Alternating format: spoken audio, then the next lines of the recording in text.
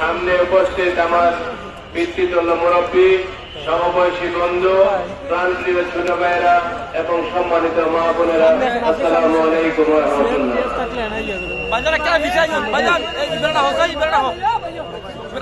বাংলাদেশের রাজনীতিতে এই সময়টা বিশেষভাবে গুরুত্বপূর্ণ। যাদের বয়স আমার বয়সী অর্থাৎ তার চেয়ে বেশি, তাদের কিছু কথা মনে আছে সেই স্বাধীনতা যুদ্ধের কথা।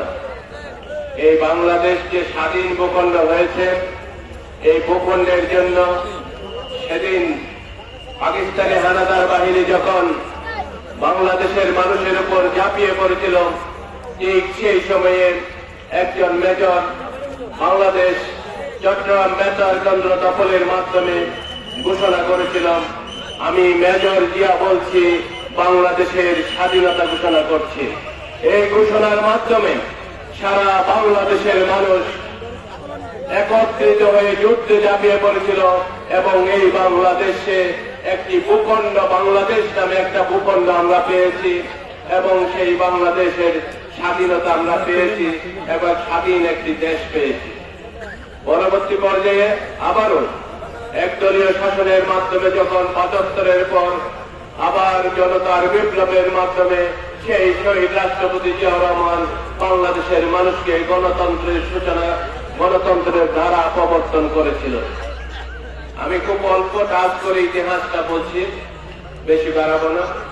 পরবর্তী পর্যায়ে আবারও যখন স্বৈরাচার বাংলাদেশের মানুষের উপর জগদ্দল পাথরের মতো বসে পড়ে, ঠিক সেই সময়ে দেশনেত্রী বেগম খালেদা জিয়া গৃহবধূ থেকে রাস্তায় নেমে এসে জননেত্রী, আপোষহীন দেশনেত্রী হিসেবে প্রতিষ্ঠিত হয়ে দেশের মানুষের মাঝে আবার মুক্ত বাতাসে কথা বলার অধিকার ফেরত এসেছে এবং সহজে হয়ে যাবে। আপনাদের কাজগুলো করার জন্য এটা আমার জন্য খুব সহজ একটা বিষয় হবে যদি আপনারা এই সময়টাতে আমাকে সুযোগ সৃষ্টি করবেন।